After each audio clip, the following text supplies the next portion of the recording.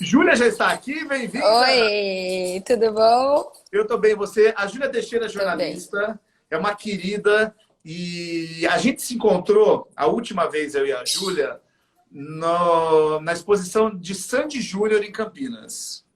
Gravidíssima. Você estava, a impressão que eu tinha é que você estava há 15 anos grávida, porque a sua barriga estava gigantesca.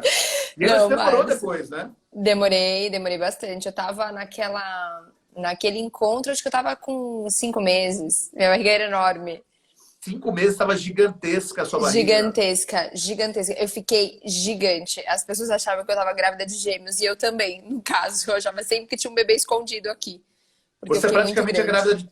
a grávida de Campinas, que você é de Campinas. É. Não é a grávida de Taubaté, A é a grávida Tabaté, de Campinas. mas a gente tem uma amiga em comum, a Pichu, e quando eu contei pra ela que eu tava grávida e mandei a primeira foto, ela falou, nossa, é a grávida de Taubaté. Eu falei, obrigada, eu só tô de um mês de gravidez. Agora, Júlia, me conta uma coisa. A gente se encontrou nesse período, estava com 5 meses, e depois começou essa loucura toda, né? Como é que foi para você, grávida, receber a notícia de que o mundo estava parando? Olha, Márcio, foi assim, eu fiquei muito doente, eu até acho que a gente já teve corona aqui em casa, porque eu fiquei muito doente no começo de março, mas muito doente mesmo, com todos os sintomas possíveis de coronavírus, né? Você nunca Eu, fez ti- teste? Eu não fiz e eu vou fazer agora para saber da imunidade. Eu não fiz porque eu fiquei muito isolada aqui com muito medo. Então, e também na época quarentena com filho é assim. Maravilhoso. Tá aqui do lado. E aí, o que acontece? Quando a gente ficou doente, eu, minha filha e meu marido, a gente ficou muito. E eu fui a pior dos três. Eu fiquei sem sentir gosto e cheiro, falta de ar, tosse, muita coriza, então eu fiquei muito ruim. Só que eu fui em 3 hospitais e ninguém desconfiou de nada, porque o coronavírus estava começando a aparecer em alguns lugares. Era começo de março, eu entrei em quarentena 16 de março. Então, quando eu entrei, eu já estava em casa, né? Eu estava deixando de sair, encontrar com os meus familiares, porque eu tenho algumas particularidades na família de pessoa em tratamento, criança, então eu não encontrei com ninguém para não passar para ninguém. Então, quando eu soube que eu não ia poder sair, foi um alívio, porque eu falei, nossa, que bom, porque agora realmente eu não tô saindo porque eu não posso, não porque eu não quero, né? No começo foi um alívio, né? Agora já não é mais, porque eu tô aqui desde o dia 16 de março, eu só saí pra ter filho. Gente, Então foi muito maluco. E aí, quando eu soube disso tudo grávida, a única coisa que me fez chorar, tirando a dor do parto, né? Nessa quarentena, foi que ninguém mais ia me ver grávida e que ninguém ia ver meu filho nascer depois de nascido, enfim, ninguém ia conhecê-lo no momento que eu gostaria que conhecesse, que isso não aconteceu ainda, ninguém conhece. você foi trabalhando isso na sua cabeça, então foi muito Foi, complicado esse começo de quarentena. Eu acho que para todo mundo foi muito complicado, né? Para algumas pessoas foi. ainda é muito complicado, né? Óbvio, por tantos motivos. Mas para você, você foi trabalhando, como é que você foi Eu fui tentando me colocando isso na sua acostumar com cabeça? a ideia, porque assim, o que me dava medo, né? Eu tinha que botar na minha cabeça que eu ia ter que sair de casa e minha filha menor, agora é a mais velha, ia ficar aqui. Quantos anos E ela que tem? 3. E ela fez 3 anos na quarentena. Então, assim, eu teria que me colocar muito na cabeça. Ela vai ter que ficar com alguém. Minha família tem que estar preparada para buscá-la. Tem que estar todo mundo isolado, porque ela não pode pegar nada para quando eu voltar para casa com o bebê. Então, esse era o primeiro pensamento. O segundo pensamento era que eu ia ter um filho no hospital vivendo esse turbilhão de coisas.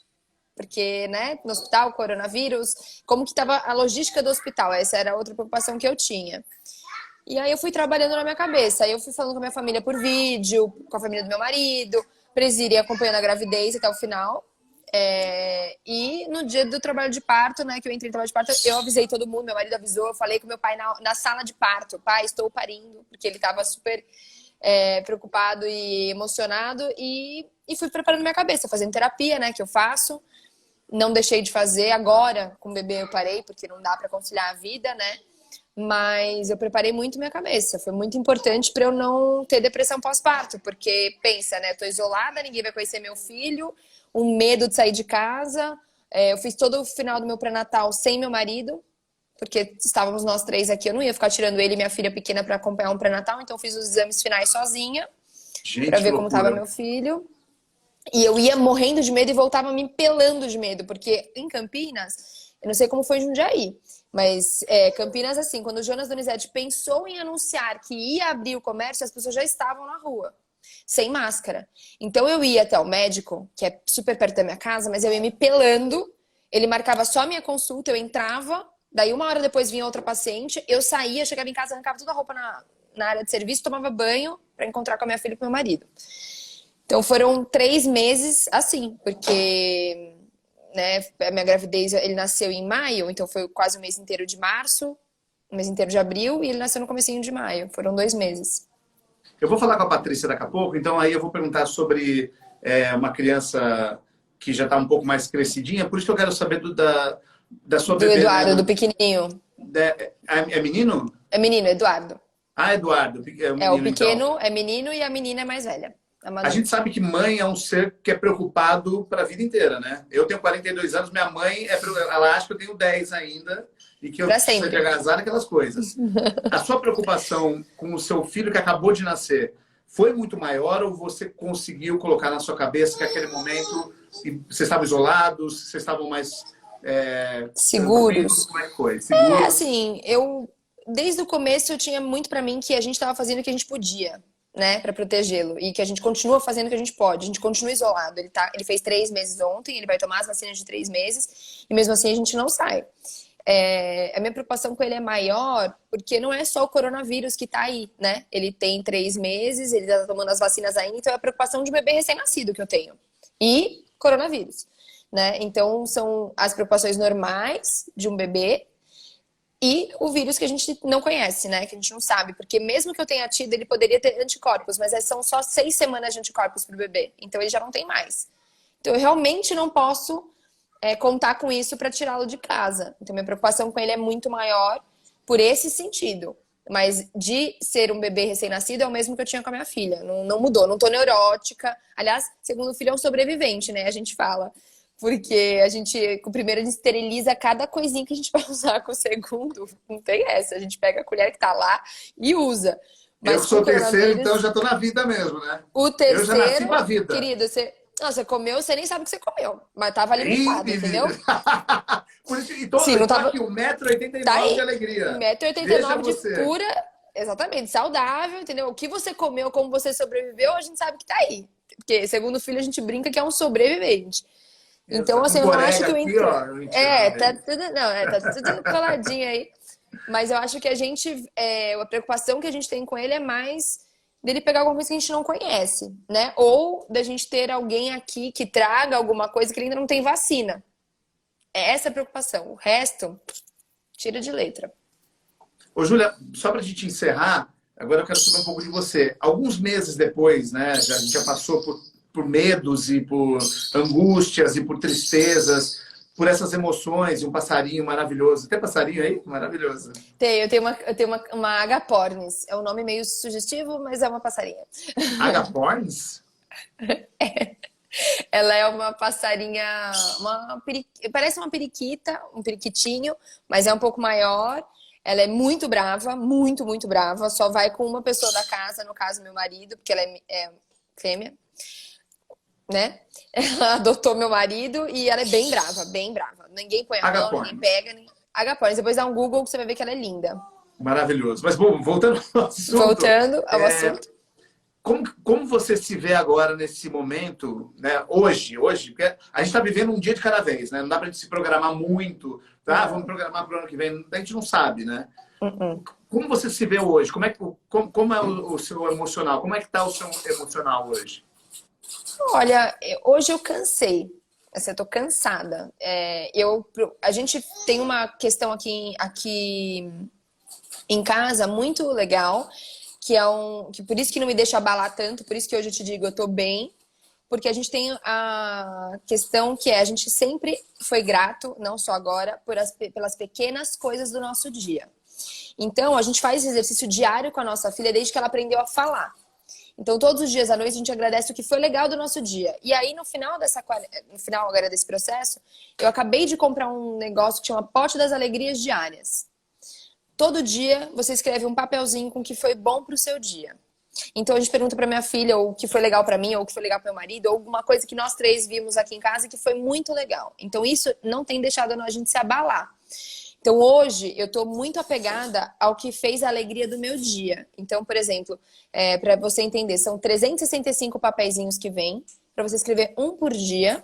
E eu comprei também aquela máquina fotográfica que sai foto instantânea pra gente registrar coisas que são legais daquele dia. Então minha filha tirou a primeira foto que ela quis tirar do irmão dela. Isso pra mim foi muito legal. Então a gente colocou na caixinha. E o emocional tá muito preso a isso, sabe, Márcio? A gente tem... ontem a gente escreveu... A minha alegria foi ter ido ao pediatra com meu filho e ver que ele tá saudável. São 3 meses aí, trancafiado em casa. Ele tá super bem, super gorducho. Ganhou, tá pesando 6 quilos. Só em leite materno. Minha filha, a alegria do dia anterior foi que ela quis dar banho nele, participando. Então, assim, são essas coisinhas pequeninas que não estão deixando a gente se abalar. E a gente teve que se reinventar, porque fazer o aniversário de uma criança de 3 anos em casa, durante uma quarentena, não foi fácil. Era só eu, ela e meu marido. Eu tava grávida. Ela tem que tomar sol. Pra ela ficar parada na sacada tomando sol. A gente pegou a piscininha de praia, botou na sacada e falou, vamos brincar de água. Então, assim, a gente tem se prendido a isso, né? É por isso que meu psicológico não tá abalado. Eu só estou cansada de não poder ver as pessoas como eu gostaria. De poder estar falando com as pessoas como eu tô falando com você, sem máscara. Entendeu? Sim. Isso é uma coisa que tem me incomodado, né? Mas tudo bem, né? Ela falou pra mim uma frase, que eu falei que eu ia falar isso nessa live, que é muito legal pra quem tá assistindo e que tem filhos e quem não tá levando essa quarentena a sério. Ela falou pra mim assim, antes de ontem, olhando pela janela do quarto do filho do meu irmão, do irmão dela, do meu filho. Falou, mamãe, se todo mundo usasse máscara, o coronavírus já tinha ido embora. Então é isso que eu pego pra mim. Ela já entendeu. A gente tem que entender, porque a gente tá passando por um momento muito particular, vai passar e a gente tem que fazer a nossa parte. Ela tá fazendo a dela, ela tem 3 anos, ela usa máscara. Quando a gente precisa sair daqui, sabe? Então meu psicológico tá bem por isso. Porque eu tenho pessoas que a gente fala sempre, por eu ter recebido esse convite legal de estar aqui, por eu estar trabalhando ainda, mesmo com 2 crianças pequenas, eu não parei de trabalhar, eu tenho muita entrega diária de material para os meus clientes. Então eu acho que isso não tá deixando eu me abater. Eu acho que meu psicológico tá bom por isso. Eu acho que cansado todo mundo tá, né? Tá todo mundo bastante cansado de tudo. Sim. Mas eu acho que a gente também, como você disse, a gente tem que se cuidar. A gente aprendeu a se cuidar, a se higienizar. E sim, principalmente, eu acho que a gente que está falando numa live, num celular, que tem uma... Nossa, até me respirei forte aqui. A gente está falando num celular, numa live, que tem oportunidade de ter gente para conversar, de ter uma casa, né? A gente que tem a oportunidade de ser muito agradecido de tudo isso. A gente tem privilégio, né, Márcio? A gente poder trabalhar de casa, da gente poder ter comida no prato, da gente ter a nossa família com saúde, porque, infelizmente, eu tenho 4 pessoas no meu círculo de relação que perderam os pais pro Covid. Então, assim, e que estavam se cuidando, entendeu? Então, não é que, ele foi lá, não, estavam se cuidando e pegaram, porque tá no ar. Então, a gente tem que se cuidar, né? Isso é muito sério. E quando você tem filho, você se cuida muito mais, porque além de você querer cuidar dos seus filhos, você quer estar aqui para os seus filhos, né? Eu quero estar aqui para os meus filhos, eu não quero ficar doente, eu não quero que eles fiquem doentes, né? Eu quero cuidar do meu bem maior, que são os 2. Com certeza. Júlia, obrigado, um beijo, adorei conversar com você. Um beijo. Eu também, vou ficar aqui para assistir. Tá bom, um beijo, obrigada. Um beijo, valeu. Até. Vou chamar agora mais uma convidada. Hoje temos 2 convidadas aqui. E a próxima convidada está aqui, que é a Patrícia Gomes. Pati! Olá, tudo bom? Tudo bom, Saudades. e você? Tudo jóia. Eu vou ter que começar falando que se não fosse por Patrícia Gomes, eu não estaria aqui hoje fazendo essa live na TV. É sério. Eu não sei se isso é um elogio ou uma reclamação. Depois você me pauta melhor, tá? Pelo amor de Deus, é um elogio gigantesco. Eu agradeço sempre na vida. Obrigado por ter aceito o convite da live, viu? Obrigada por ter convidado, adorei o assunto. Acho um assunto super importante para falar agora. E eu acho que é uma coisa que tem que trazer à tona e a gente tem que falar mais sobre isso mesmo, porque não é fácil, né? Eu imagino, para mães deve ser bem difícil. Pati, quantos anos está sua filha? Ela tem 2,5. 2,5. Como é que pituca também. Como é que tem sido a sua experiência com ela? Tão pequena. Ela fez aniversário também durante a pandemia, não? Não, ela fez em dezembro, né? Mas eu acho que eu tô no caso de 80% aí das mães que a vida virou de ponta cabeça, né? Com a pandemia. Foi uma mudança muito grande. A Alice não ia à escola regular, a gente tinha uma babá para ajudar, e ela ia 2 vezes nessas escolas de livre brincar. Mas eu nunca, até hoje, nem quando eu trabalhava com você, nenhuma empresa que eu trabalhei, eu nunca fiz um dia de home office antes da pandemia. E quando veio a pandemia, eu entrei em home office, meu marido entrou, a babá ficou na casa dela e a nossa vida mudou completamente. Então a gente entrou nisso de ter que trabalhar, de aumentar muito a demanda, de cozinhar, de limpar a casa, de brincar com a criança. Esse mundo de afazeres que né, meu grupo de amigas que são mães também passaram, veio muito à tona em cima da gente. Então teve toda uma fase de adaptação, né? Não só dentro de casa, quanto no trabalho. Pois é, e de transformar aquele espaço, você mora em apartamento? Apartamento. E de transformar aquele espaço em tudo, né? Em escola, no seu trabalho, no trabalho do seu marido, no local de diversão, em tudo, né? Eu acho que isso deve ter sido mais complicado para todo mundo e principalmente para quem tem filho, como vocês. Foi tudo. Eu acho que vira um coworking, né? Eu trabalho, estou numa reunião, meu marido está em outra, a Alice está chamando a nossa atenção. Então tem isso do espaço também e tem da demanda, né? Eu brinco falando que assim, que no começo eu trabalhava em casa. Depois eu passei a dormir no trabalho, porque o trabalho começou a tomar uma proporção que eu imagino que muita gente está passando por isso também, porque é difícil a gente que tem um tipo de rotina passar a ter reuniões o dia inteiro, ao tipo de demanda. Eu trabalho numa produtora, né, faz conteúdo para TV, a gente passou a gravar os programas à distância. Tudo que era evento passou a ser o webinário. A gente começou a mandar kit para a casa dos apresentadores, as pessoas montarem. Imagina, o Webex, Zoom, que a gente usava só para fazer reunião, a gente está fazendo para gravar conteúdo, publicidade, programa de TV. Então foi uma fase de aprendizado que também puxou muito, que sugou muito. E a gente teve que aprender, fazer entrega, se reinventar, tanto em casa quanto para o trabalho, né? Você teve uma preocupação sendo mãe com tudo isso que estava acontecendo? Preocupação que eu digo...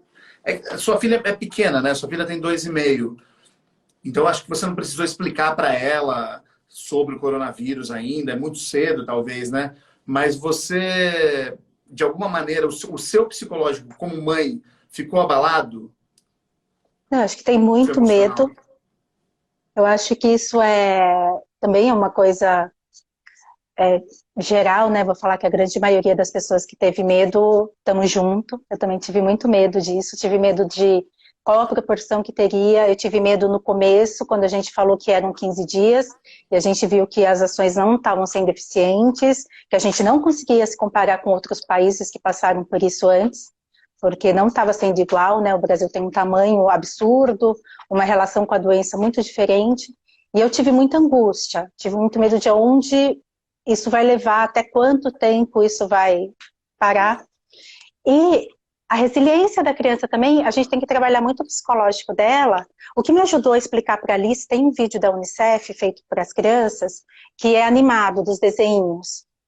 E isso ela assistiu, entendeu e assiste até hoje. Foi um vídeo que a minha mãe achou, mandou pra gente e funcionou. Mas o que mudou totalmente é que ela era uma criança que... O meu prédio tem muita criança, então ela brincava o dia inteiro com outras crianças, ela ia para a escolinha, né, de brincar esses 2 dias da semana, e ela passou a ficar 24 horas em casa 5 meses. A gente começou, uma coisa que me ajudou no psicológico foi fazer uma planilha de que, assim, em qual fase que está a doença, o que eu me permito fazer. Então, fase vermelha, a gente não faz nada, a gente não sai de casa. Fase laranja, São Paulo está na amarela, né? Apesar que eu passei o último mês em Jundiaí.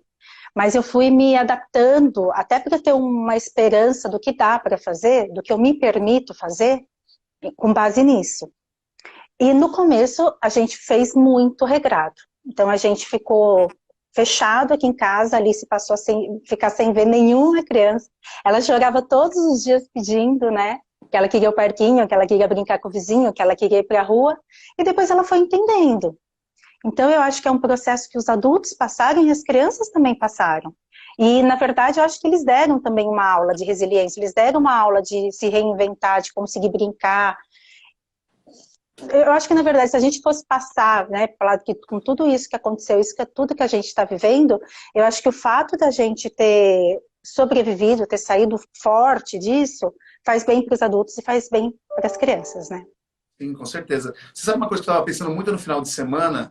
É essa coisa da rotina, né? Eu acho que para quem é mãe, para quem é pai, eu acho que no começo, eu vou falar o que eu acho também, é um achismo aqui, mas eu imagino que você não ter essa rotina, ou você parecer que perdeu a rotina de leva no balé, leva na escola, leva para inglês, e aí tem o horário para ir visitar a avó, essa rotina, né, que pode ser quebrada, né? Ah, hoje não vamos, né? Ah, hoje não vamos fazer isso.